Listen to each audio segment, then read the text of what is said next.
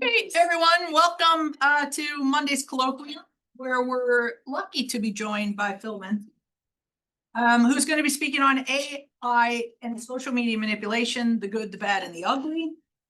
Phil is a Luddy Distinguished Professor of Informatics and Computer Science and the director of the Observatory on Social Media here at IU. He's done tons of stuff with the workshop over the years, and we have been incredibly fortunate to be a constant source of his knowledge. Quite honestly, when I get to make a list of people, Phil for years has been on the top of the list of people to get over here to talk. The observatory is just an amazing place, and it fits so well in with so much that we do. So it's really a great honor to have you here today, and I very much appreciate it. I'll turn it over to you, and thank you. Thank you. Thank you, Angie. Thank you for having me. It's an honor, and I'm excited to tell you about some of the stuff that we're working on at the observatory. We have a lot of things going on, but as I'm sure it's true for many of us, recently it has been more and more to do with AI. We cannot escape it. And so we study online manipulation and online abuse. And so, of course, it's natural that we're studying AI, how it can be used to counter and fight online manipulation abuse, and also how it is used by the bad guys, and somewhere in between cases. So I thought that, you know, I'm Italian, I'm a fan of spaghetti westerns. I just had spaghetti for lunch, delicious. So it's appropriate to have the good and the bad and the ugly here. And I'll go over each one of those.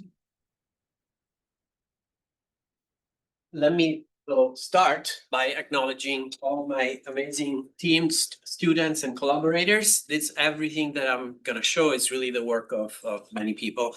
I don't have time to list each one by name, but their work. And of course, I also need to acknowledge funding from various supporters of our research.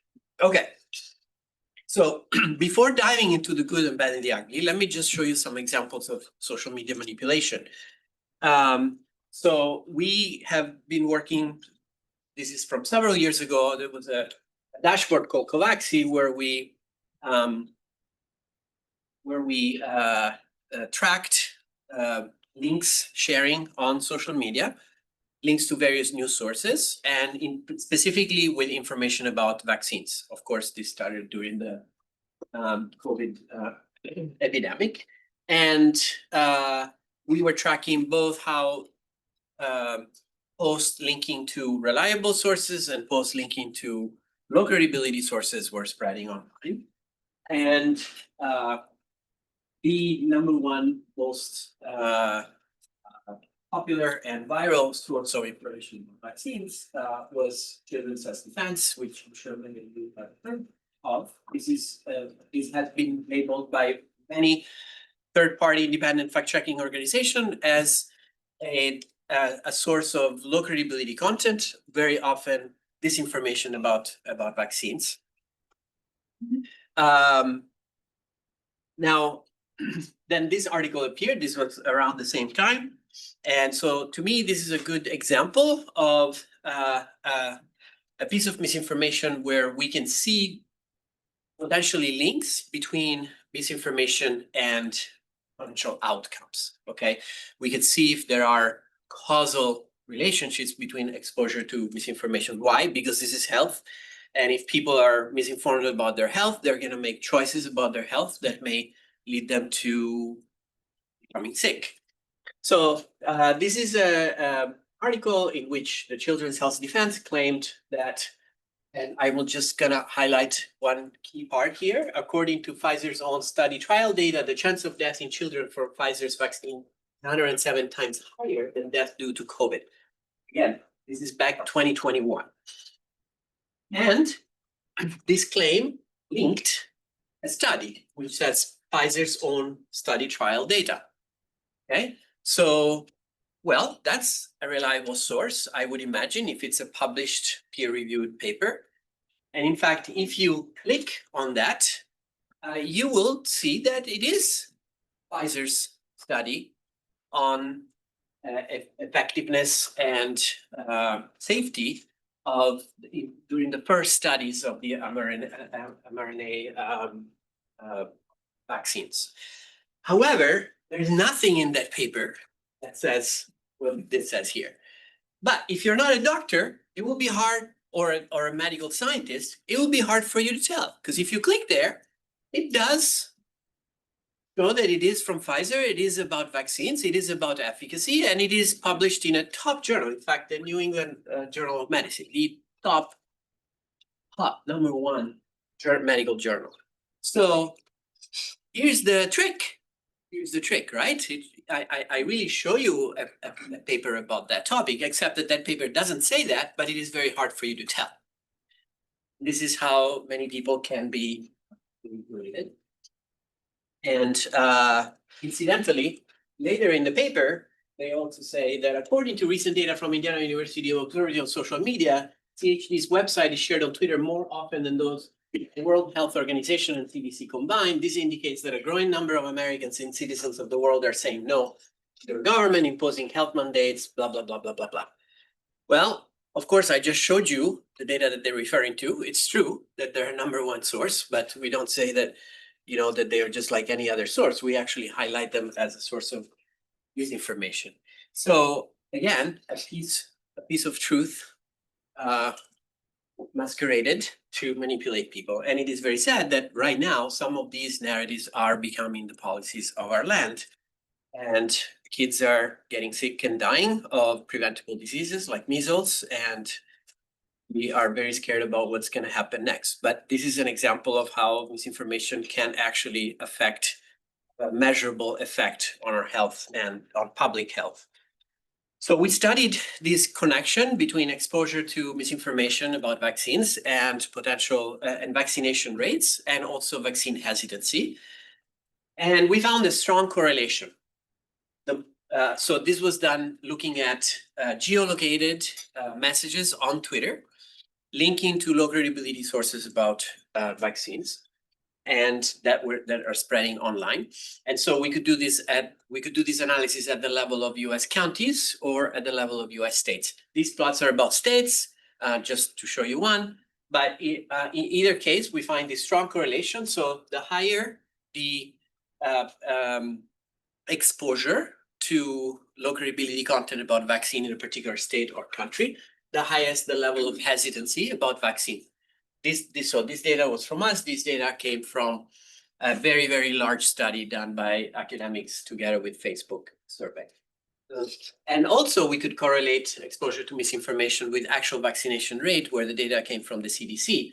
And there was a significant negative correlation. This correlation remained even after we accounted for a number of potential confounding factors, such as race, age, and political leanings of at the state or county level. But it is still just a correlation, right? It doesn't show that one causes the other. It's just so in terms of showing a causal link between disinformation and potential harm, there are studies in the lab where there is an experiment where participants is shown but first of all, they are asked what are their feelings about vaccine and vaccine hesitancy and so on. Then they're shown a number of content, which could be reliable content or misleading content about vaccines, and then they're asked again. And so in this case, in its experimental setting, and you can see that there is strong evidence that people do increase their hesitancy about vaccines after they're exposed to disinformation about them. This was a study that tries to generalize it to a much larger. So it kind of linked this to the information that people are exposed to on Facebook from whichever source, misinformation about vaccine from whichever source. So claims are that there is a strong link.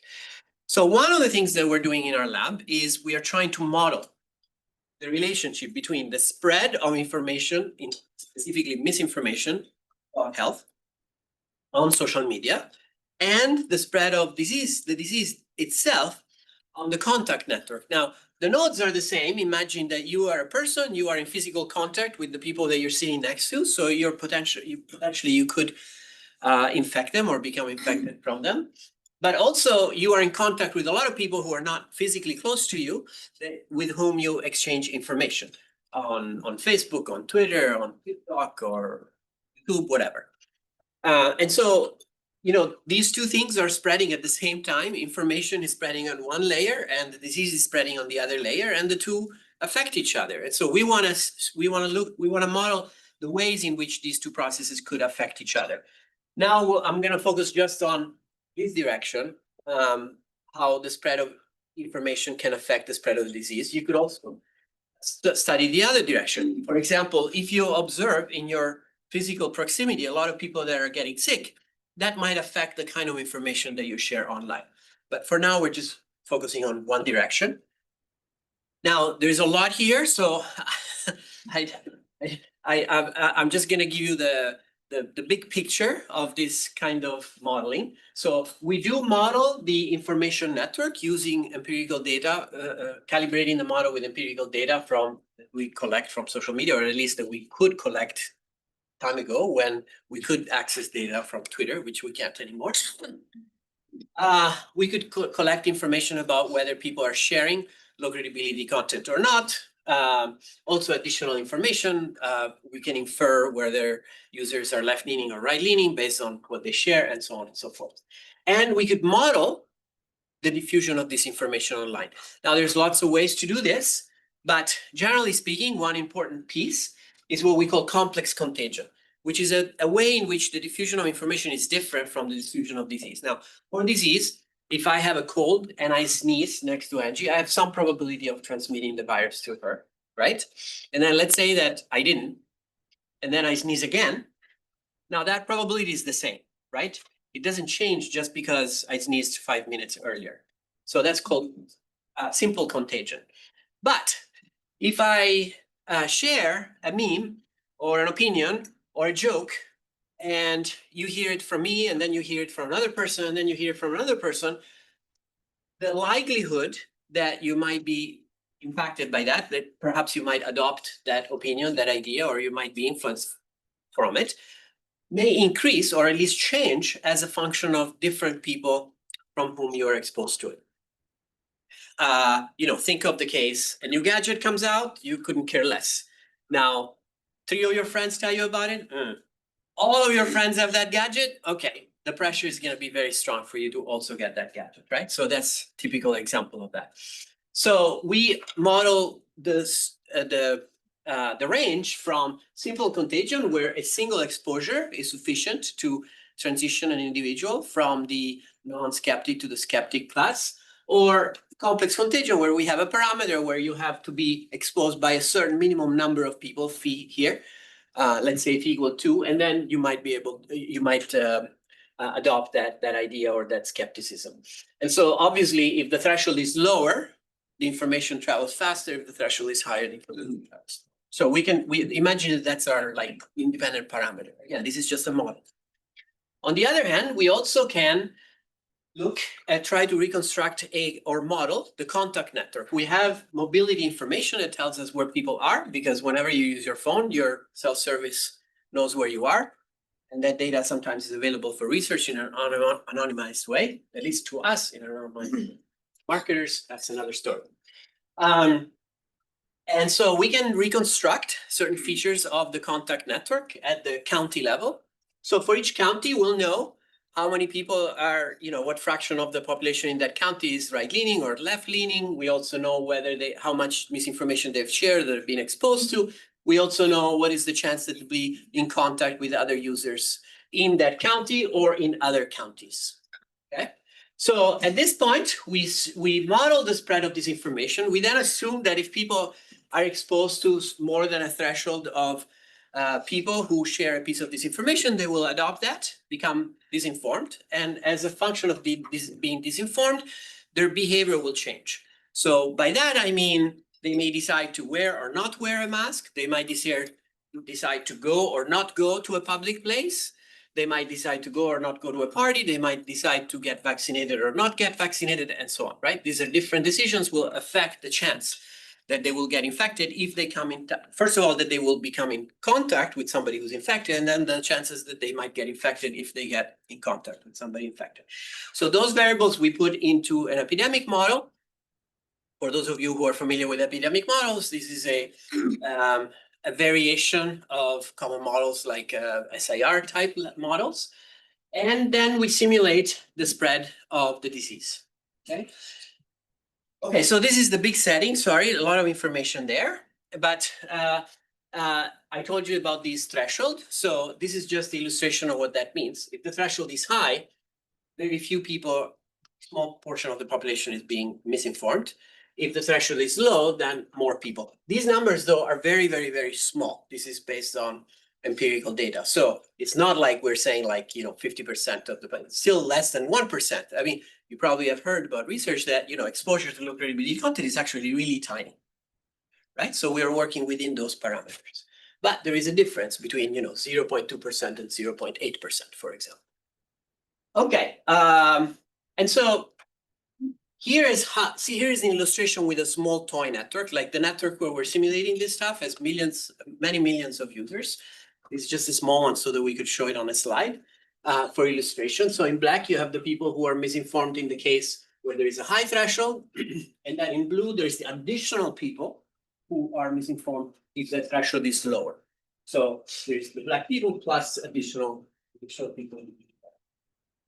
And then when you simulate the spread of the disease, over here, you see in red, the people who might end up being infected at the end of the simulation based on the high threshold phi.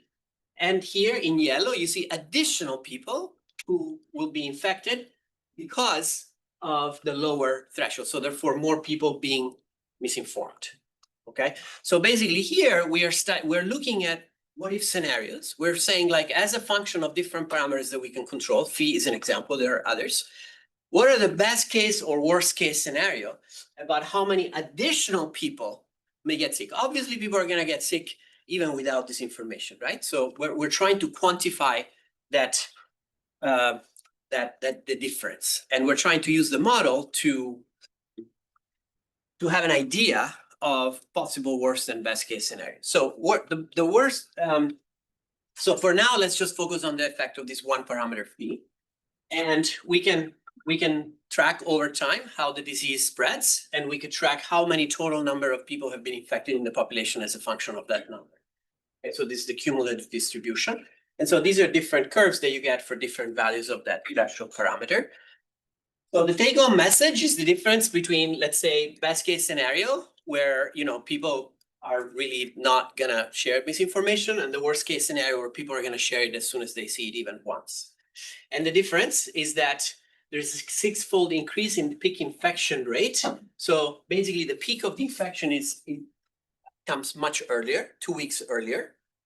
And then at the end, if you look at the total number of people infected, there is 14% additional users who are infected.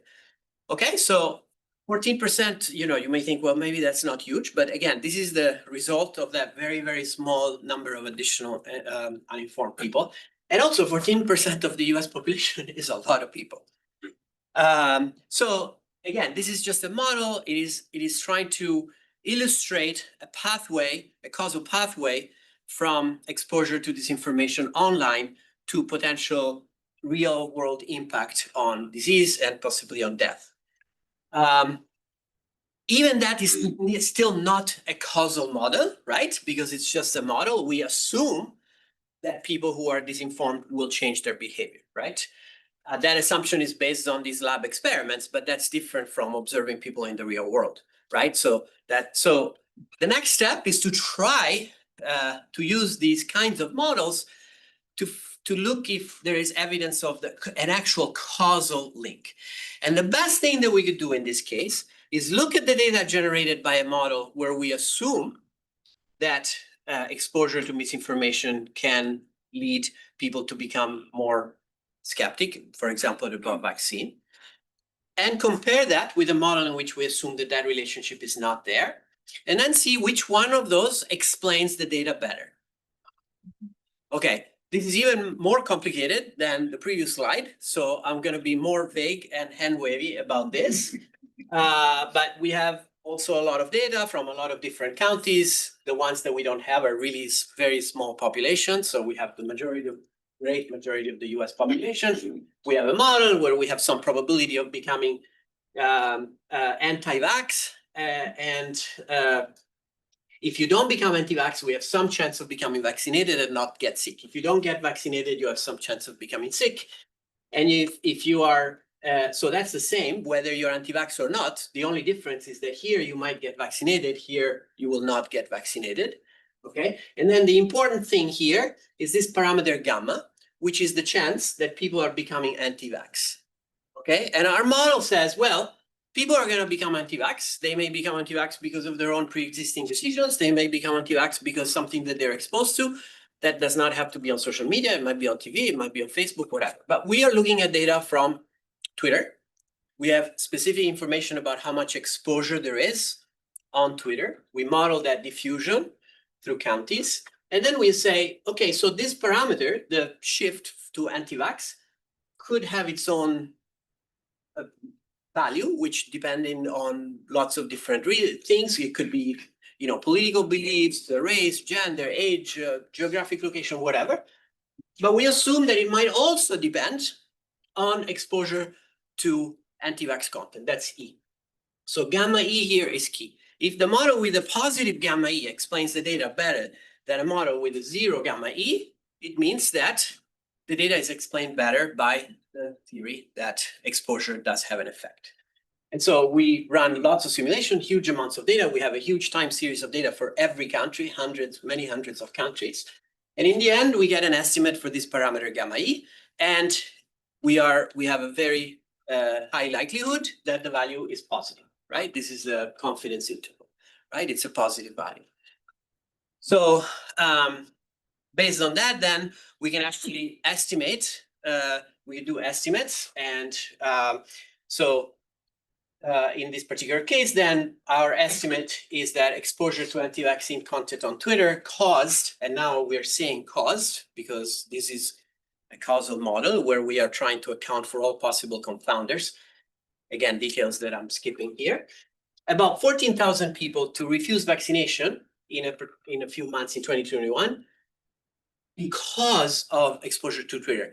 Not to Facebook, not to TV, just Twitter. Right? So, of course, this number would be much larger if you consider many other sources. But we are just finding the link from this to Twitter alone. We can exclude Facebook, we can exclude TV, we can exclude all those other things. That would lead to about 500 additional people getting sick and 8 people dying. That may be a small number. It is a small number, fortunately. I'm glad that that's a small number, but it is not zero.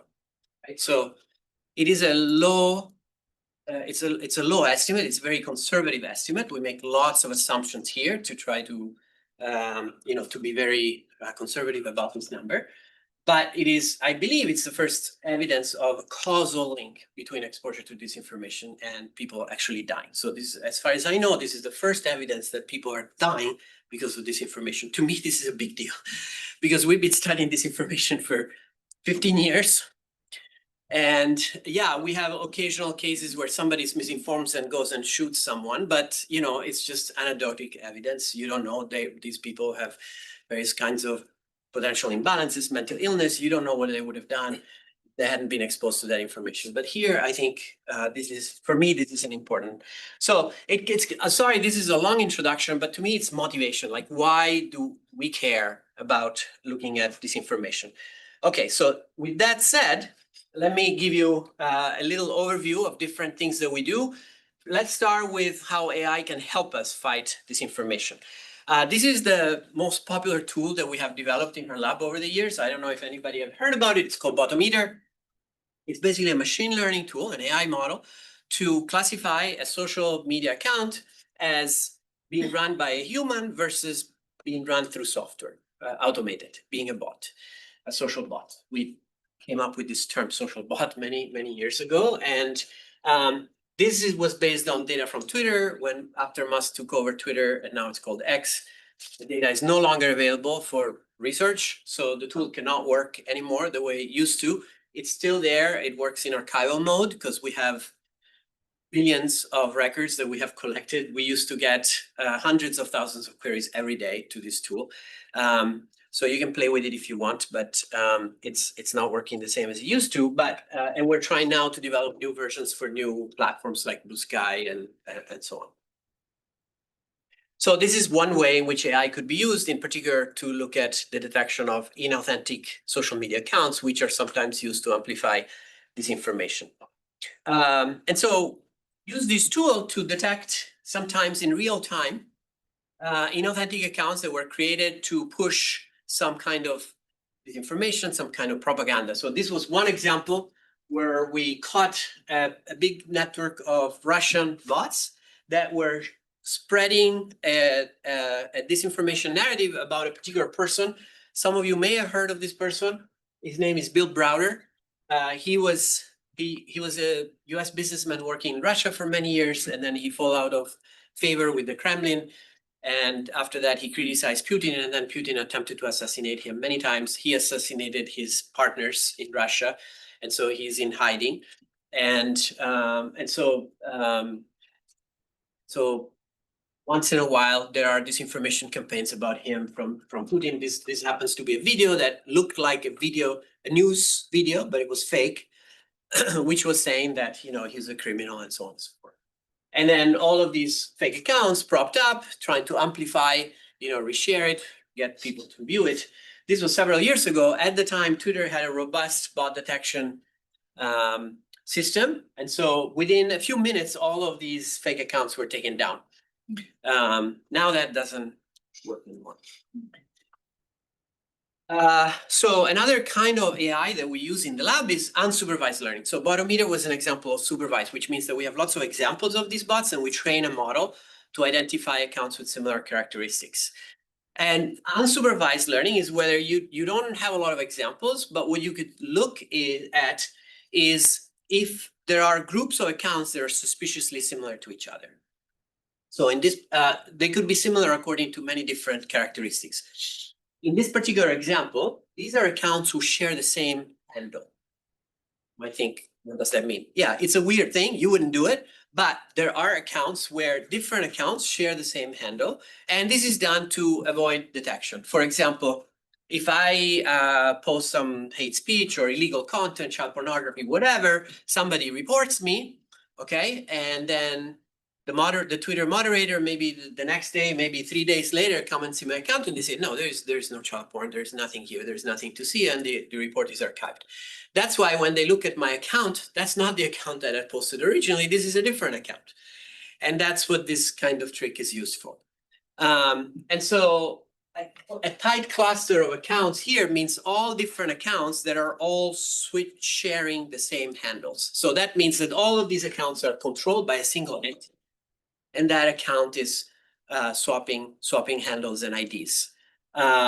So they are used for all sorts of things, including, for example, here we see a bunch of fake accounts that are doing campaign fraud. They're claiming to be either Trump supporters or anti-Trump supporters and collecting money. So there are lots of different dimensions where we can measure similarity. For example, so I just showed you the one about handle swapping, but for example, you might have accounts that post exactly at the same time, or accounts that reshare the same content from the same users or the same tweets, or they share exactly the links to the same sources. Or, okay, now you might say, well, that's, you know, you and I could both share an article from the New York Times, doesn't, okay, sure. But what if you share 155 links to 100 different websites, and I share links to exactly those same 155 links, right? Then you would say, okay, that's a little suspicious, right? What's the chance that that would happen by chance? Sorry, what, yeah, that would happen like independently if those two accounts were not coordinated. That's what we measure here. Whenever we draw a link between two accounts, it means that statistically speaking, there's a very low chance, like less than 0.1%, that independently two accounts would have such similar behavior, whether they would post at exactly the same minutes every time, or, you know, all the things that I just said. So depending on different ways to measure similarity, we might find different kinds of coordinated inauthentic activity. And that's the application here. It's called detection of coordinated inauthentic activity. It might be people sharing the same images, trying to influence a protest movement. It might be people sharing the same, resharing the same accounts, sharing COVID misinformation. It might be people sharing the exact same content, maybe paid by the way, this is very old slide. But at this time, this was where kids were being paid to copy and paste exactly the same content from Google Docs for doing a campaign. Or it might be account sharing, posting at exactly the same times. In this case, for doing cryptocurrency scams, content dump schemes, basically. So that's another application of AI, which is the detection of inauthentic coordinated activity. So another application comes from the observation that if you have access to how information or disinformation spreads, and you have labels for some of the accounts that you know are inauthentic or whatever, breaking laws or whatever it is, then maybe that information might help you detect other ones. So for example, if you share, if I know that you are, I don't know, a Russian bot or an account sharing child porn, whatever, and the only thing that I'm doing is just retweeting your tweets, right? Then you can probably guess that if that account should be sanctioned or removed for violation of terms or whatever it is according to the platform, then maybe this account should as well. So that's what we're looking here. We're looking at different ways to build diffusion networks and different ways to use AI to identify potential bad actors in a network if you have labels for some. So you might look at the diffusion network, like tweets, retweets, shares, whatever. You might look at who shares which links to which news sources. You might project that so that two users are similar to each other if they share the same sources, okay? And then in this network that you build, you have labels for some accounts. You might know that some of them are authentic, some of them are not. And then the idea is, okay, now infer the labels for the remaining ones, okay? And we have ground truth data, so we could look at different methods to do this and see how well they work. So here's an example of a reshared network, like a retweet network. Here's one of these bipartite networks of users and sources. And here's the similarity networks where we're projecting this and we're connecting two users if they are very similar to each other in the news that they share, in the news sources that they share. And then we color the nodes. So in purple are the bad actors, orange are the known, fine, real, normal people, and then gray are the ones that we don't know and we want to label them. That's the task. And so we have lots of different ways to construct these networks, lots of different AI methods to do this inference task. And one of the methods that works the best is called node-to-vec, which is a deep neural network approach. It takes these networks, it does random walks on these networks, and it finally represents each user, each node as a point in a very high dimensional geometric space. This is called an embedding space. Some of you probably have heard about this. And so then we could say, well, in this space, in the virtual space, this vector space, if two nodes are very close to each other, two accounts are very similar to each other, maybe they should have the same labels. That's represented here, where all the bad guys are clusters in some location of this high dimensional space. This is just a 2-dimension projection of this high dimensional space. The actual space has like 100 dimensions, but we can't visualize that. But this gives you an idea. And that method works really well. And it allows us to, with high accuracy, to detect suspicious accounts that were not already known. So that's an overview of different things that we could do to try to use AI to detect bad stuff, for example. Okay, so there are other things that might be good, might not be. Okay, so this is kind of like the gray area. So for example, you might say, well, I see this post on my social media. It's from a news source. I don't know this news source. Hey, ChatGPT, should I trust this source? Okay, this is a very common use of large language models. So we tested a number of different models to see whether ChatGPT would correctly label a source as credible or low credibility. And it turns out that all these different models kind of agreed with each other. They had a very high correlation. That's not surprising because they're all trained on the same data, right? They're all trained on the web, and the web includes websites of fact checkers that tell us, yeah, the Wall Street Journal is a highly credible source, whereas, I don't know, Occupy Democrats or Gateway Pundit, whatever, are not. Okay. But we also looked at whether they are correlated with the actual judgments of the human experts, and now the correlation is lower. It's not zero, right? So they're not terrible, but they're not that great either. Okay, so this is an illustration that just because a tool is there and it gives us an answer and it seems very confident with an answer, we should be a little bit careful how to use that tool. But this is not the worst part. The worst part is now, suppose that when you ask the model, instead of just saying, hey, should I believe this source or not, you say, I'm a Democrat, so please imagine that you are a Democrat, and now tell me, should I trust this source or not? Okay, or I could do the same and tell it I'm a Republican. And now the results change. Okay, now the model, if I tell it to imagine that it is a Democrat, it will tend to rate left-leaning, low credibility sites as credible. Wow. And credible right-leaning sites as non-credible.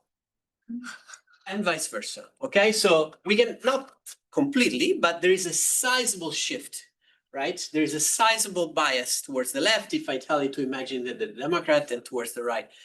And so these are mistakes, right? If it tells me that the Wall Street Journal is not a good site, that's bad, right? I don't care that I'm a Democrat. That's a good, pretty reliable source, right?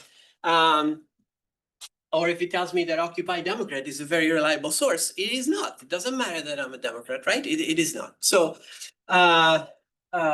So imagine now that somebody comes up and says, I have a new tool. You should use it. And this takes the best information out on the web, and it tells you whether a source is credible or not. And it uses the best AI, and you use it. Hey, it seems to tell you what you want to hear, right? So this is one way in which you might be manipulated. As an aside, some time ago, Russian news sources came up with their own international fact-checking organization, different from the existing international fact-checking organization that Facebook used to use and support for fact-checking, which was vetted by real journalists. This one, but so anybody can come up with their own fact-checking organization. Anybody can use AI to do fact checking.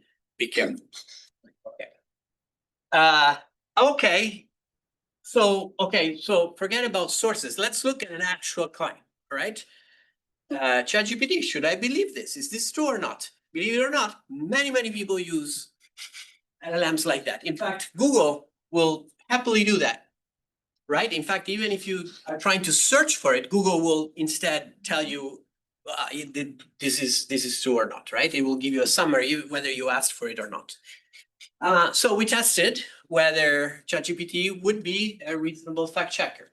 We gave it claims that we know are true or false, and then it turns out that ChatGPT was fairly accurate when the claims were false. Okay, it usually was able to say, yeah, that claim is false. In some cases, it didn't know. Maybe it said it didn't know. But when the claims were true, not so good. Okay, there were significant cases in which it was unsure or even said that they were false. Okay, so what? How well does it work in the wild? We thought, well, if it's pretty good for false, that should be good, right? It's still better than random. So if people use it, it might be better than if people don't use it. So we ran an experiment. We showed people claims, some of them true, some of them false, some of them right-leaning, some of them left-leaning. These were all fact-checked, so we knew whether they were true or false. And we just asked, do you believe the claim in the headline to be true? That's the control case, okay? But we also asked them, so that's one group of users. Another group of users, first we said, hey, here's a fact check from ChatGPT, okay? Then we asked, do you believe the claim is true or not? Okay.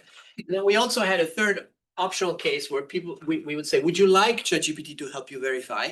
And if they said yes, then we showed them the fact check. If they said no, we didn't. Now, this is for belief. Now, we know that if after asking whether they believe something, we ask them if they would share it, they're not going to tell us necessarily the truth, because people who should say that they don't believe, they're very reluctant to say that they would share it. But we know that many people share stuff even if they know it's not true. So good methodological thing is that you have to create completely separate groups to ask them if they would share. So we had another half of the experiment, right? This was the belief group, and then we had the sharing group. Everything is the same, except that instead of asking whether they believed it, we asked whether they would share it. Clear? All right. So here's the result. No difference. Basically, whether they were shown or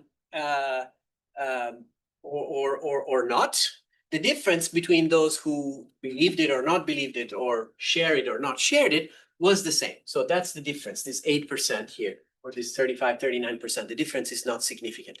So it looked like really this fact checking didn't really do much at all. But I mean, oh, by the way, obviously, right? If something is true, more people are going to believe it, then people are willing to share it, right? So, so it's expected. The difference here is smaller than the difference here. That's expected. We already knew that. The surprising thing was the difference in this, the difference in the difference. That it was not really significant. So then we looked at some more specific cases. Instead of just aggregating everything together, we separated the cases based on whether the claim was true or not, and whether ChatGPT gave the right answer or not. So sorry, lots of stuff here. Let me break it up. Let's focus on the top one, which is about beliefs. Okay, and these are the true claims. These are the false claims.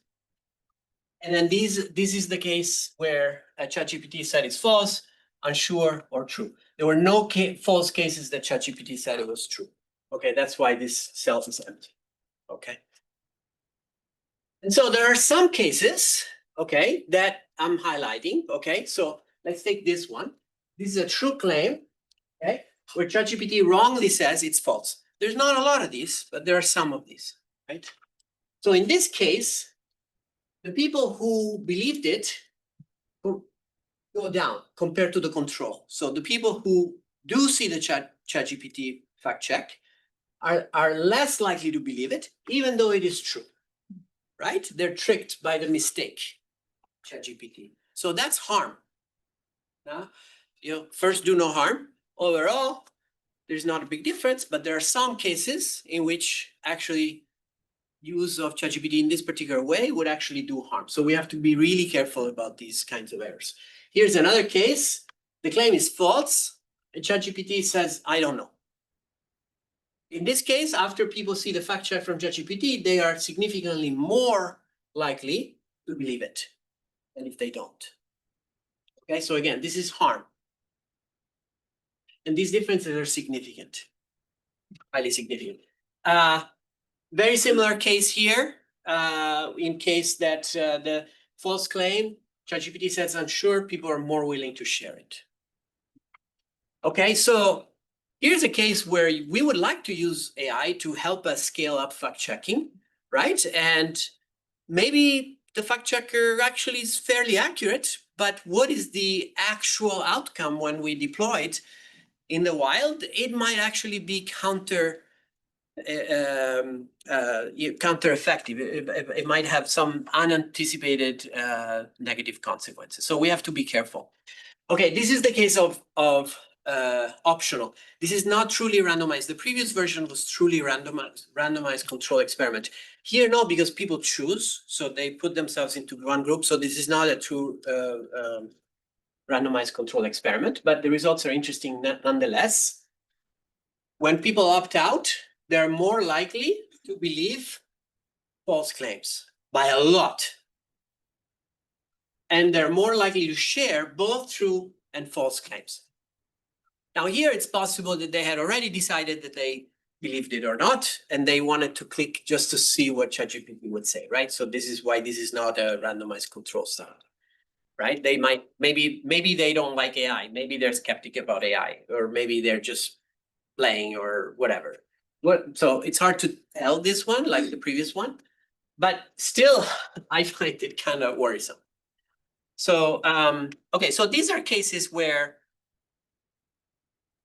we try to deploy AI for some good purpose and it might kind of backfire. So we have to be a little bit careful. And then in the little time that I have left, let me tell you a little bit about the ugly case. So this is where you're a bad actor and you're gonna use AI to do some bad stuff, okay?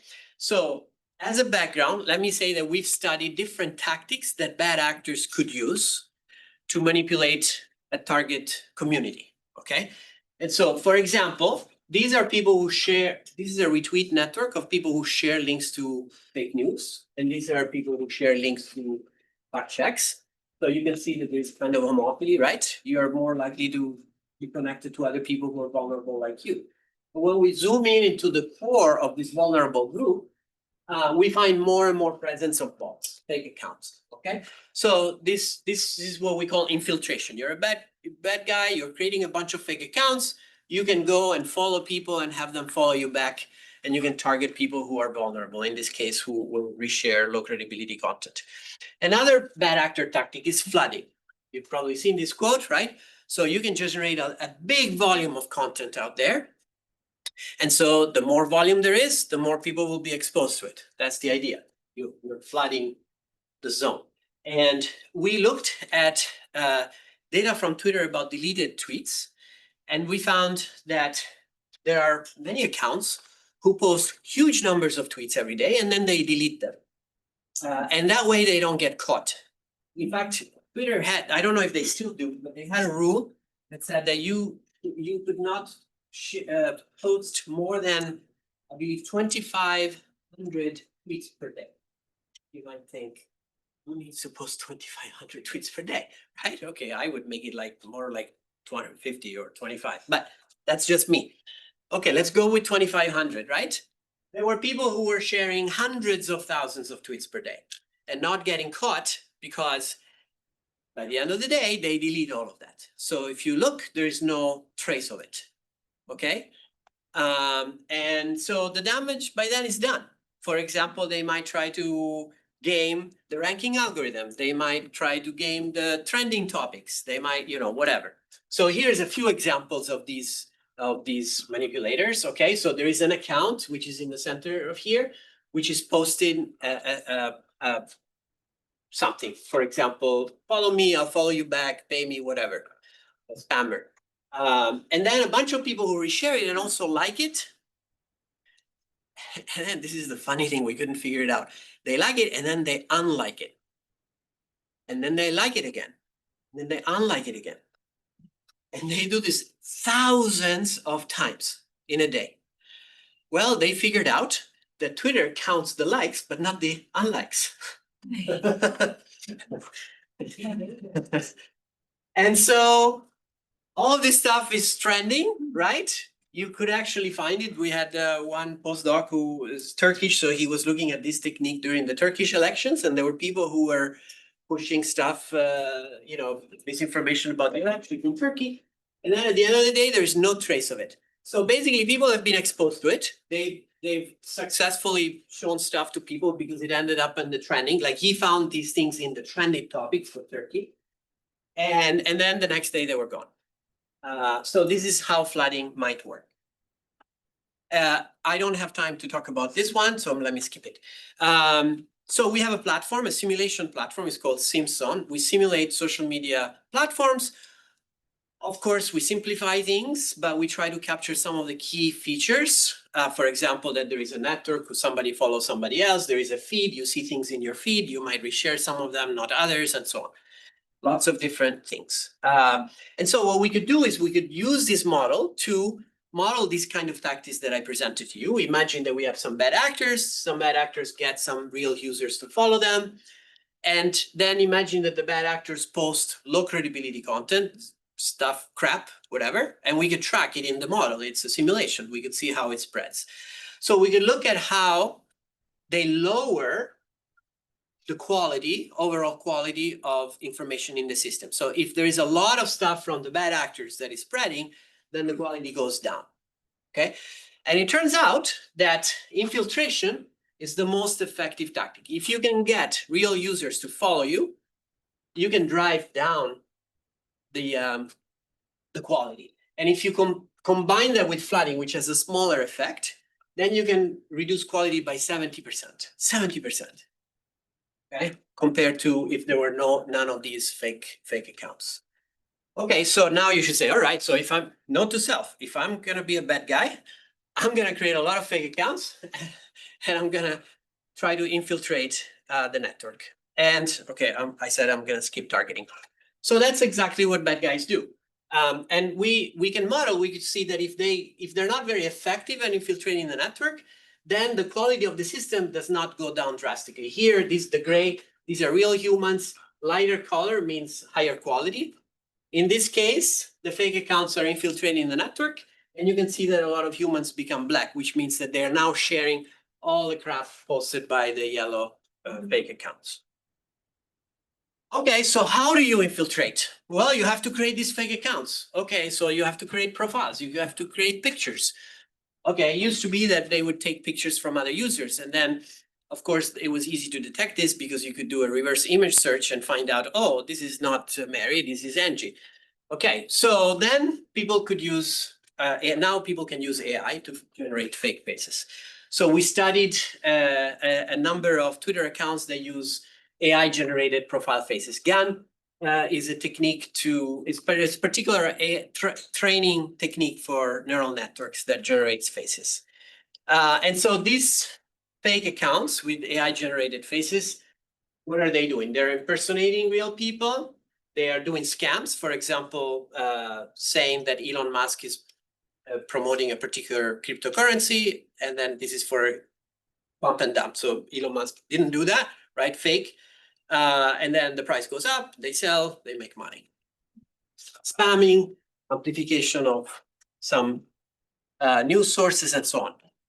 So it turns out that that these particular faces generated with GAN, generative adversarial networks, can be detected. Most of these bad actors take them from a website called this face does not exist, or this person does not exist.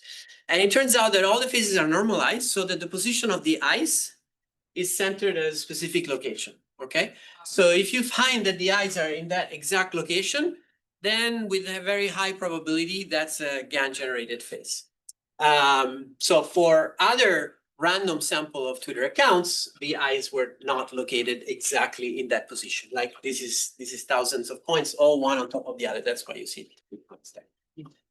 And so we estimate that today there are, and this is a very low estimate, right? This is just faces that we're sure are generated by GAN. Diffusion models, which are now very common, any LM or VLM, you can generate faces that are not so easy to detect. So this is just a very small set. But still, there are many thousands of accounts that are daily active with these kind of profiles. Here's another example. Okay, somebody posts a link to a news source on X, and it has a lot of replies. Okay, so you can see this is a really popular post. There are lots and lots of responses. People say interesting, exciting. They post links to other related news. There's a lot of engagement. This is exactly the kind of thing that engagement algorithm, that ranking algorithm, right? Recommendation algorithms of social media use to say, you should look at this, right? Your feed, if you use social media, is filled with stuff that is recommended by the algorithm, right? And the algorithm predicts that something is very engaging, they're more likely to show it to you. Okay, so this person who posted this thing is very engaging, right? They posted something, they get hundreds of responses. So, but then you look carefully, and once in a while, you find a message like this from BTC Lee. Sorry, I cannot respond to this, and it's a shareable link, and my capabilities are limited to text-based responses only. This is not a person, this is a bot run by ChatGPT. Okay, so we found a cluster, a network of more than 1,000 accounts. They were all resharing each other, replying to each other, retweeting each other, responding to each other, posting links, posting hashtags, and so on. And once in a while, each one of these accounts, once in a while, would self-reveal. We call this a self-revealing tweet. Okay, would basically show us that the developer is using the ChatGPT API to generate these responses. And because the ChatGPT API has guardrails, right? Once in a while, they would say, no, I don't want to do this, right? Maybe this is against my rules. And so that's how we detected these. We detected these because of sloppy coding. It means the developer didn't check the answers and didn't have ways to detect these kind of guardrail violations. So this is a classic case of the tip of the iceberg, right? We could find this one because of the sloppy developer, but there are a lot more that we cannot check. We cannot detect the fake faces. We cannot detect the text. So if you exclude these self-revealing tweets, the others, they're really hard to tell. Like we try different tools, we cannot tell that they are AI generated. In fact, there are no tools, no effective tools right now to detect AI generated content. And we tried many. The one that kind of worked a little bit was developed by OpenAI. And it had a signal, right? It gave it a slightly higher score to the AI generated content than to the human generated content. But if we applied it in the wild, we would get over 40% false positives, right? So it would label a lot of AI of human generated content as AI generated. So it's not viable. In fact, shortly after OpenAI took down that tool, they said it doesn't work well enough. They removed it. Okay, so this is stuff that is hard to detect. And what does it say? Well, if you look at what the bots themselves tell us about why OpenAI refused to do what they were instructed to do, well, then 81% of what they are posting is harmful or inappropriate. Okay, and you might wonder like, okay, what were they doing? Okay, well, if you look at the hashtag, you can see crypto. Okay, if you look at who they were mentioning, you can see crypto. If you look at the websites that they shared, you can see crypto. Okay, in particular, these three were shared much more than the others. So that's where we looked. And of course, these are three fake AI generated websites. All the content is AI generated and they post fake news about crypto. So unsurprisingly, this is just a crypto pump and dump scheme. Twitter took it down the day after we posted on the archive, but this was before Musk. Now they don't anymore. So these are two of those three websites. They look like crypto news websites and it's all AI generated. And once in a while they'll say, oh, this is a really hot coin. You should buy it. You should buy it. And then of course, you know, as usual, the price goes up, they sell, they make money, you lose money. Turns out that there are lots of these AI-generated fake news websites. NewsGuard maintains a database of them. There are many thousands of them. And how do they know? Because we talked to them and we told them, look for these sentences. And so they applied our method. And sure enough, they found all sorts of articles that say, I apologize for any confusion. As an AI language model, I don't have access, blah, blah, blah, blah, blah. Sorry, as an AI language model, I'm not able, blah, blah, blah, blah, blah. Okay, as an AI language model, I don't have the ability to taste food. Okay, so all of these websites are fake. And yeah, we could tell them from these tricks, but it's getting harder and harder, especially because now there are open source models. And so open source models can be used without guardrails, right? So you don't see any of this. This is when people were using ChatGPT API. But now you don't need to anymore. Now my students can have a model with billions of parameters on their laptops. So game over. Mhm. Okay, I'm gonna stop there. I went a little bit long, I'm sorry. It's okay, it was interesting. But maybe we could talk doing questions about, you know, like what to do perhaps. But this is just my summary, good, bad, and the ugly. Yeah, thanks.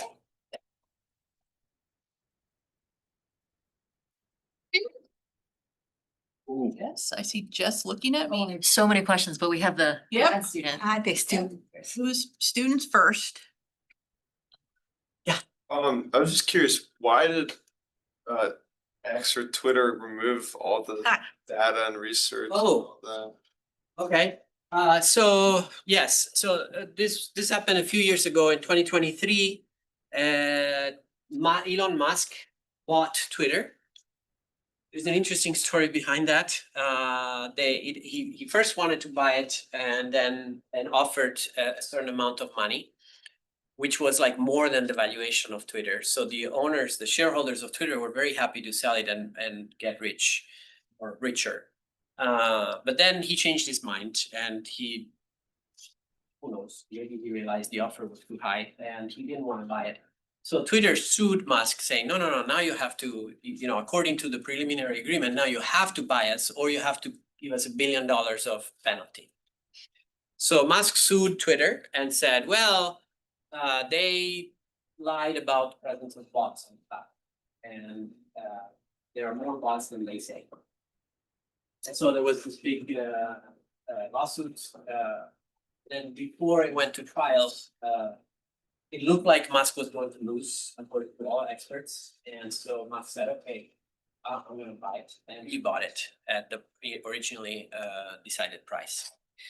And then he changed the name and made a lot of changes and started to monetize more, selling blue checks and removing moderation, firing the whole trust and safety team and so on and so forth. So, and among the many things that he did after taking over Twitter is he removed, so Twitter had been used in a lot of research by us and many other researchers in the area because it was the most open platform. Almost all the data was available through open APIs. So for example, we had been collected a large portion of the public tweets for many years, and we could use APIs to fetch tweets on particular topics. So a lot of research on social media was based on Twitter because of the data accessibility. And he said, no, we're not going to do that anymore. If you want the data, you have to give us $43,000 a month.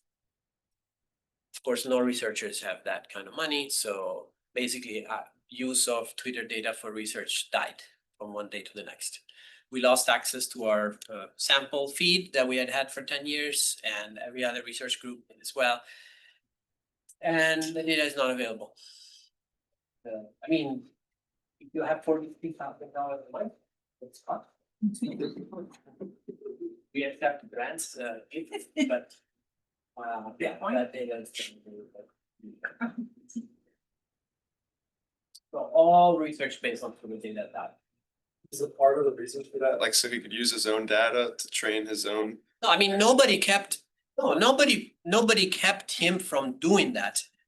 But one of the reasons that he claimed was the reason behind this is that he didn't want other people to use Twitter data to do things that were in competition. So it could be that was part of the reason.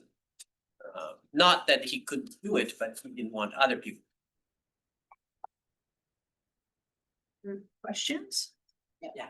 A few questions, but I have the paper on LLM credibility and like political bias. Great. I had a question when I read it. I noticed it was figure 6, but I think you had it in the slideshow. I noticed that it looked to me like the magnitude of favor, I guess, was bigger on the right side. Like if you was. This one? No. No, I think it was up a little. Not sure. Sorry. The magnitude of favor. Oh, you're talking about this one. Yes, exactly. Sorry. Yes. It looked like to me that the right side, when you assign Republican, it looked like the right side got favored more. I was just wondering, is that statistically significant, one? And two, like, do you think that's because, like, I guess the training data, for example, would probably have more far right sources, I would just guess, because I would guess that's more widespread from bots and all that kind of stuff. That's a good question, but it's the opposite of your intuition. Actually, the non-biased versions all had a slight liberal bias. And this is something that has been found by many other researchers. All LLMs have a liberal bias. And that's because there is actually more content. Okay, now here we're getting into politics. I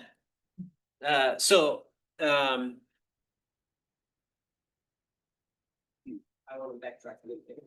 So there are a lot of news sources that traditionally have been considered trustworthy. And in the last few years, as polarization in our country has increased and conservatives have argued that news sources have a left bias. And so even though there are also obviously sources that have a right bias, but the general political narrative from conservatives in the US has been that mainstream, so-called mainstream news has a liberal bias. And so the division, whether it is the division led by politicians or the people who follow the politicians, obviously, as we all know, politically the US has shifted towards the right. And the right has shifted much more towards the right. The left has shifted somewhat towards the left. Polarization and all of that. But the result of that is that many news sources are now considered left-leaning, even though maybe 10 years ago they were considered centrist. Anyway, that's just my view of it. But if you go by today's standards, majority of news sources would be categorized as left of center. And so because LLMs are trained on that data, LLMs tend to have a slightly left of center bias in general. There have been a bunch of studies, not by us, who have shown that. We have just measured the relative to what fact checkers tell us, and for this particular application, we find that there is a slight left leaning. So the LLM is slightly more likely to judge a news as reliable if it is left leaning than right leaning, and so on and so forth. So generally speaking, it's sort of, even if we ask them to be independent, they tend to be slightly more centered than the default. The default is this triangle is a little bit left of center. But then, as you noticed, if we then instruct them to be right-leaning or left-leaning, then they move, and the move is stronger on the right. And yes, it is significant. Sorry, long answer. Yes. Oh, sorry. You're okay. It's on the same page. It's okay. Jess is next. Okay, I'm gonna try to limit all the Yeah. questions. There's a ton of information out there. A really quick one. So on some of the experiments, my question is really like, what's the relevant comparison to AI? Is it a human expert? Is it a Google search? How are you thinking about it? Are these people that just don't just are not interested in new information or don't trust new sources, or they specifically don't trust AI versus other kinds of fact checking capacity? So that's one question. Wait, sorry. Yeah. Which So earlier you have one, was it the study on ChatGPT fact checking? This one? Yeah, Okay. yeah, they were essentially, it had no effect on them. Oh, okay. Right. Gotcha. And so one question there is sort of what are we comparing that to? Like, are the, like, Yes. does this really tell us anything about AI explicitly? Or Okay. like, is this more about the person you're asking the question to? Okay. And that gets me to a sort of a larger question about sort of like how you think of, in all of these studies, I don't know about anybody else, but I was like getting more and more, it's like, I'm just not gonna log on ever, ever. Air gap computer, that's what I do, right? That being said, that being a pretty big challenge for us at the moment, what do you see as the sort of lowest hanging fruit intervention Okay. here, right? AI is gonna keep training itself on stuff, that means AI is gonna train itself on AI. Oh, yes. We're not gonna have new data, right? So is that something, or is it, is it sort of understanding where people place their trust in terms of like, where's the lowest hanging fruit from all this? Excellent questions. Thank you. Okay, so short answer to the first one. This is a study about how users interact with the ChatGPT fact checker. So it's not about the fact checker itself. We're not saying whether that's an input is how accurate or non-accurate it is. The output is what is the effect on humans. So this says that on the whole, if you considered errors on one side or on the other, the presence of ChatGPT fact checker does not have an effect on humans' beliefs or willingness to share low credibility content. So that's what that study was about. Now, going to your next question, what we're working on next is can we build a better AI fact checker? There are tools now for doing better than ChatGPT, or at least ChatGPT the way it was when we did this experiment a couple of years ago. For example, there is a technique called RAG, which is now widely used, where after you ask the question, a search engine will go and fetch current and reliable, supposedly, hopefully current and reliable sources about that particular claim, and then we'll add that to the prompt, and then the LLM will use that evidence in formulating the answer. And we are finding that that is, if the sources are really high level accuracy, like if they come from professional fact checkers, then the accuracy becomes very, very high. So basically that means that the AI fact checker works as well as a human fact checker in that case. But if the LLM just fetches stuff from Google, which is what, when you use Gemini, when you use Google, that's what it will do, then not necessarily. And so there's many reasons for that. Perhaps, well, first of all, for example, this is another thing to scare you. There are bad actors who are trying to poison LLMs by generating large volumes of fake content, just so that it is used to train LLMs, and then LLMs will give an answer that is more favorable to whatever they're trying to promote. And we have found evidence of foreign states doing this. Examples include Russia, Israel, and so on. Okay, so yes, there are ways to improve the technology, always, but there are also ways to abuse the technology. So my take-home message is like every other technology, it's neutral, right? Nobel invented explosives. They could be used for good things, and they could also be used for bad things. Every technology is like that. In terms of what to do, low-hanging fruit, we have lots of studies that look at how well various interventions work. Fact-checking works, even community notes that Twitter uses work to some extent, although we're writing an article about how vulnerable they are to. But all of these interventions, when all the research shows that they work, what it means is that it decreases willingness to share or belief in a small percentage, like 1-2%. It may be significant, but it's small. There's no intervention that will solve this problem. The problem is not misinformation. The problem is our general information landscape and ecosystem, or whatever you want to call it, our polarized political environment. So I don't think that there is a silver bullet. Media literacy also works. It is not a silver bullet either, but it helps. So ideally, we would teach media literacy in school. There's more and more political objections to that. So, I mean, we have to continue to see if we could use technology to improve things. So right now we're building a browser extension that uses AI not to do fact checking, but to help provide context for things that people can see on social media. We have a version for Facebook that is working. You're welcome to try it. It's called NewsBridge. You can download it for free from the Observatory on Social Media's website. And we're now trying to port it to other platforms. So there may be tools like that that might work. Studies show that they work in a controlled environment. It's less clear how they work in the wild. But the idea is that people get perhaps a less polarized, a more neutral reading of what they're seeing. It might help. Certainly, people who access news through social media get a very biased view of the world. So my advice is don't get news from social media. Go to social media to talk with your kids and grandmothers or whatever, but not to get news, because that's going to be an extremely biased and manipulatable way to get news. But nevertheless, studies after studies tell us that more and more people get their news through social media. So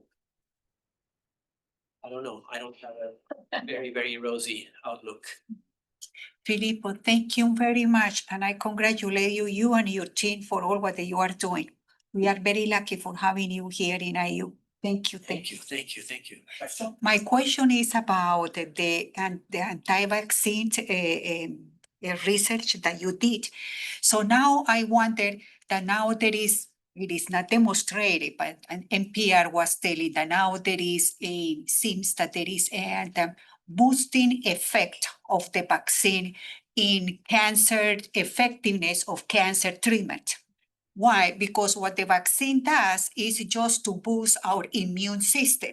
So it seems that by in boosting our immune system is also increasing the effectiveness of all the cancer treatments relying on immunotherapy.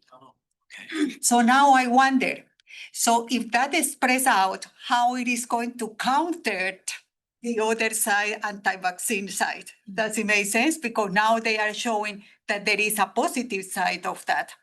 And also my other question is about the control groups, the experimental analysis. Who were the samples in those analyses? Were the students, graduate students, undergraduate students, or just normal population? Okay. All right. So first question, thank you. I hadn't heard that. How it will play out, I don't know. I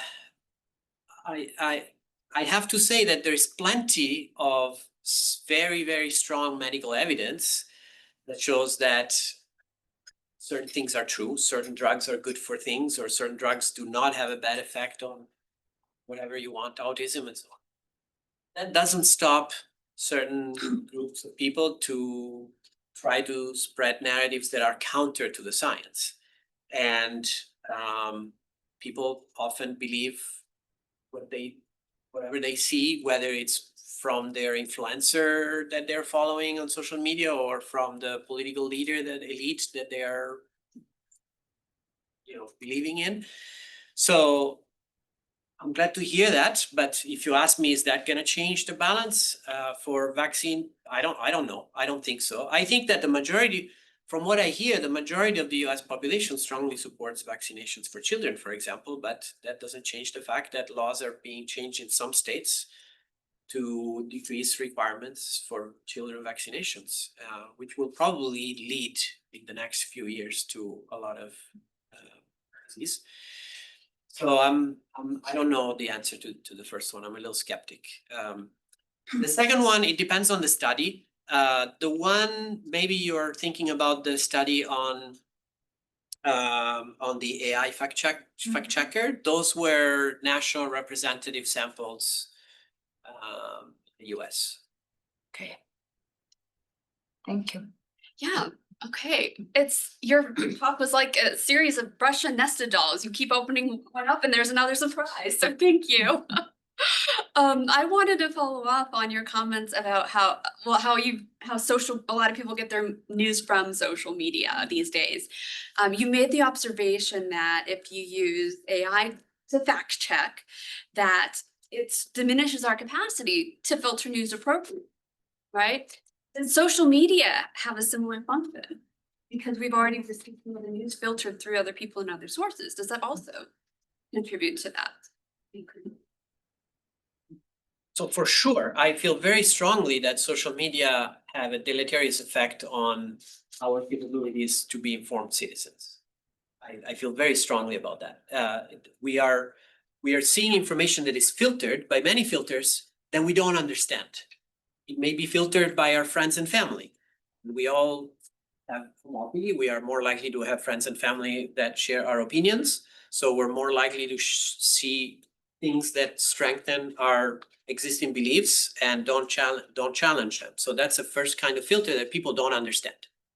A second kind of filter is the recommendation algorithm of the platforms that has no incentive for promoting credible content. It has incentive for creating content that keeps people online, so engaging content. And the two are very often orthogonal. Plenty of studies have shown that low credibility content spreads faster, wider than reliable content. The truth is sometimes boring. If you are just creating fake content or propaganda or narratives, you're not tied to the truth. You can make up stories that are interesting, scary, leverage people's emotional responses, and therefore will grab people's attention. And so, yes, so social media definitely is responsible. The question about how AI make things better or worse is something that we're still studying. I am concerned because AI can be manipulated in the ways that I was talking about a moment ago by creating fake content at scale. It can make mistakes. It's inevitable that it can make mistakes. And then people cannot tell. One thing that worries me a lot about the integration of AI with search engines is that if you are traditionally you were using search engines was just directing you to a source, and hopefully that source was credible, and so you would read it from the source. Now people don't even go to the source anymore, they just read the summary. There is another layer of potential bias or potential error, and people don't go to the source. So aside from the economic consequences for the source, that people don't visit their website anymore, so they don't have incentive. That's a whole nother orthogonal issue. But then also, that's another place where you might have bias or misinformation. I'll give you one example. A few weeks ago, I was in Italy on vacation, and I had chest pain in the middle of the night, very strong chest pain. I got scared. We called an ambulance. They took me to the emergency room. Fortunately, it was not a heart attack. I have a gallstone. So the doctor said, oh, when you go back to the States, talk to your doctor. You should just control your diet. Okay. So then I Googled diet for gallstones, right? And one of the top summaries was a summary of an article from Mayo Clinic. And it said, there is a diet for getting rid of your gallstone. You have to eat these things. And they were weird things. I don't remember what they were. But if you eat this stuff, it will get rid of your gallstone. And I was thinking, it's funny that I've never heard about this. And also, this is gross stuff. And also, and also I'm a nerd, so I went to the Mayo Clinic. Let me look at the source of this. And sure enough, it was an article about that diet, and it explained the diet. And that explanation was clearly captured in the summary. But then it also said, this is not true. Don't do it. This is bad for you. In fact, if you follow this diet, it may have all these bad consequences, and it is completely unproven. And this is misinformation, and there's no evidence that this works. In fact, there is no diet that will get rid of gallstone. Either you keep it or you cut the gallbladder. So there it is, a reliable article that debunked a piece of fake news, a health disinformation, and the summary got it exactly wrong. Exactly wrong. Instead of saying there is no diet, it said, here's the diet. So that's an example. That's just an example. It's not like Google wanted to kill me. It's just that the AI made a mistake, and AIs do make mistakes. And but if I ask around, everybody's reading those summaries, and people are not clicking through the original article anymore. So to me, that's an example of a kind of vulnerability. We're increasing our vulnerability, even though those summaries were put there maybe for good reason. Maybe Google thought that they would be useful, or they just want to make money or whatever, but they didn't necessarily intend to hurt people, but there is an unintended consequence. And so whenever we introduce technology in a new area, we should be really, really careful about thinking through the potential consequences, intended or unintended. Believe it or not, I don't read the summaries either. I go to the source like you do. For you. So I think I have two questions. The first one, maybe you already touched on this, it was about fact checking, and then I think it would be interesting to see. It's like you start from things that are, things that have a clear objective answer, like, I don't know, or distance from Earth to the moon or something like that. And I bet in those cases you get the right answer. No? So you start going until you start entering into territory that in which, belief and preferences mix in a weird way. So decision makers usually cannot disentangle what is belief and what is preference. And now suddenly you enter. So I think the something that I would find super interesting, like where you start entering a complicated range, essentially, okay? Because that's, I think, would be very useful recommendation for users. It's like, well, when you are in this range, you are okay, no? Then when you're entering this range, be careful. In this range, you should expect a lot of, BS going on. And then that would be also pretty natural to what decision makers have as an experience before AI or before anything. Like, well, for some things, I should be expecting like some objective, clear answer.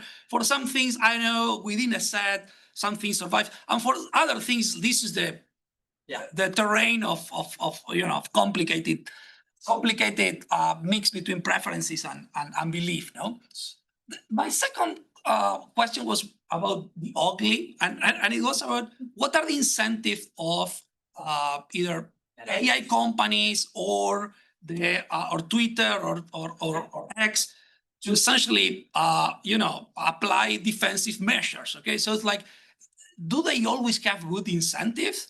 Or sometimes they also have like, misaligned incentives, because to some extent, you don't want your network to be full of bad actors that will exploiting your main customer base, because now your business will be dying in the future, okay? So that was I was thinking is essentially, it seems that you are presenting some cases that within the ugly were not that bad, because so Twitter was taking your research. Oh, look, I don't like this. Let's kill this as soon as somebody else discovered it for me. So I didn't do it, but I have good incentives to act. Okay, so how should we think about those incentives essentially? Both excellent questions. How many hours do we have? No, sorry. No, they are really excellent. So the first one, I completely agree. And I think that the tradition of at least journalism, let's say in the second half of the 20th century, let's say, up until, the end of the century or the millennium, or before the advent of social media, was to have a very clear distinction between news and opinion, right? Yes. And so you would get the newspaper and it would be very, very, very clear which one was news versus which one was opinion, right? There was a very clear demarcation. They were on different pages. They were clearly labeled. Then when social media started to happen, they would show the headline. Sometimes it would say opinion, sometimes it wouldn't say opinion. That distinction has become very blurred. Mm. And likewise, going back to the tradition of journalism, sound journalism, you have fact checkers. Fact checkers were never in the business of checking opinions. They were only in the business of checking facts, hard facts, right? And so professional fact checkers are trained to be very, very careful about distinguishing between them and only focusing on provable facts or disprovable facts and not get into the range of opinion. But politicians, for whatever reasons, they've pushing the narrative that news themselves are biased or that mainstream are biased or that this particular source or this particular TV channel is biased. And so I think that combined with the fact that people would access news through social media and not recognizing the difference between news and opinion, and even news publishers very often have not done a good job at making that distinction clear, especially when they would make money by people going to the website if their article was spreading virally on social media. So they quickly learned that they could use clickbait titles, sometimes even respectable news source organizations. They would have different titles if you went to their website or if it was posted on social media, just to get people's attention, because incentives, money. And so I think these lines have blurred a lot. And I think that current society, I fear, is not very well informed about thinking about the difference between news and opinion, distinguishing between different kinds of articles, even from the same source. Maybe Fox News, it has two sections. The opinion section is very, very biased, but the news section is not so biased. It's most fact checkers rated as pretty accurate. And the same for whatever.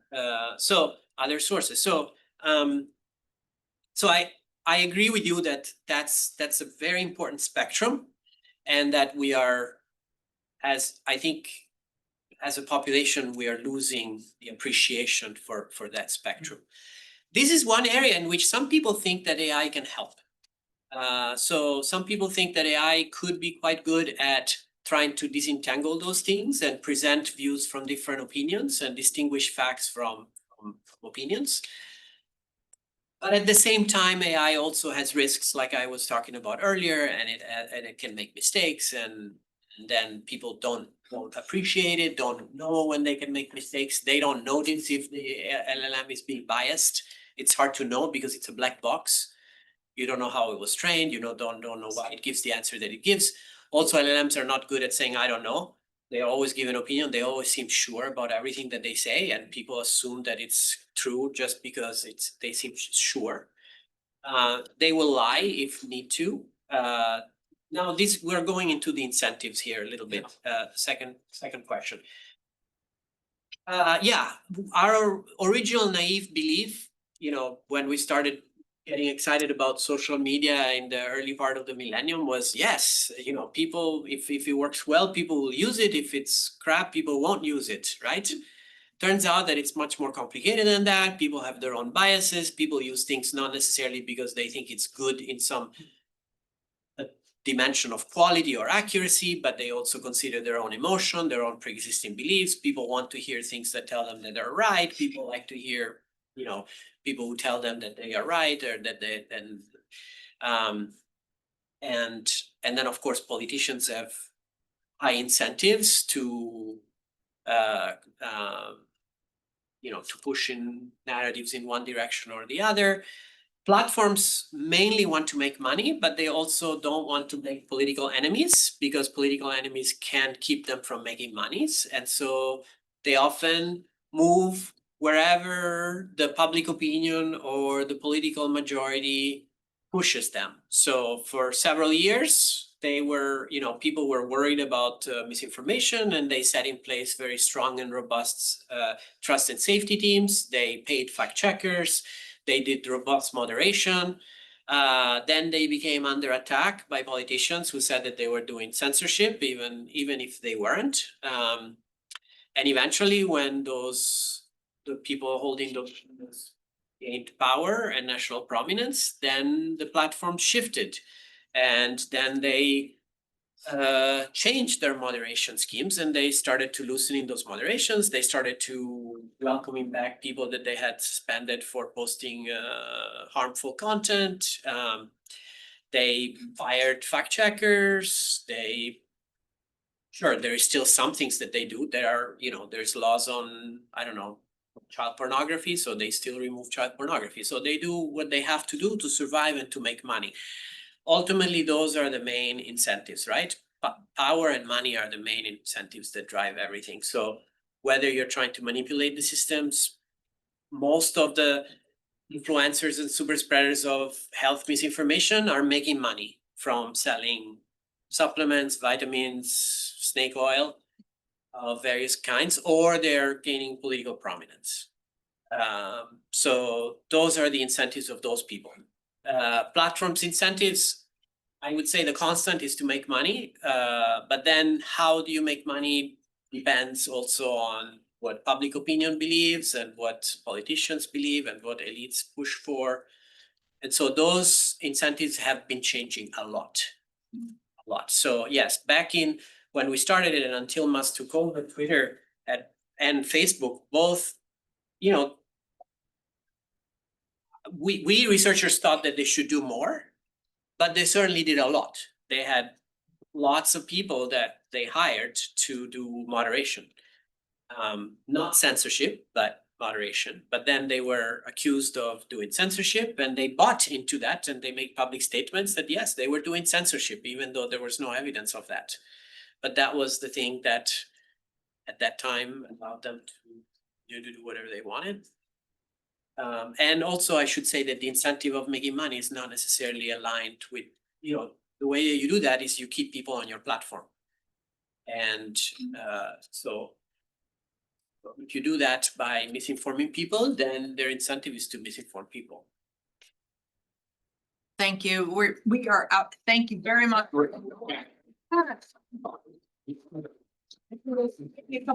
Yes, I know that. Still sweet. So I'm happy to see her. Thanks, everyone.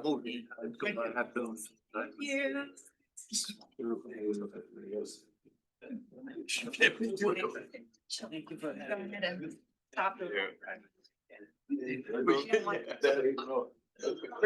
Your conversation. Hang out if they don't get their question. The last time I talked to somebody about. Sorry, I They were talking. don't know much about the thoughts. I guess. Flexible land. Oh,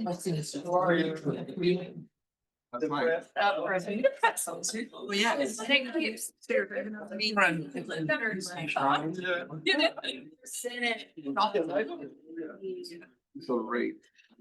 So let's call this our happy meeting.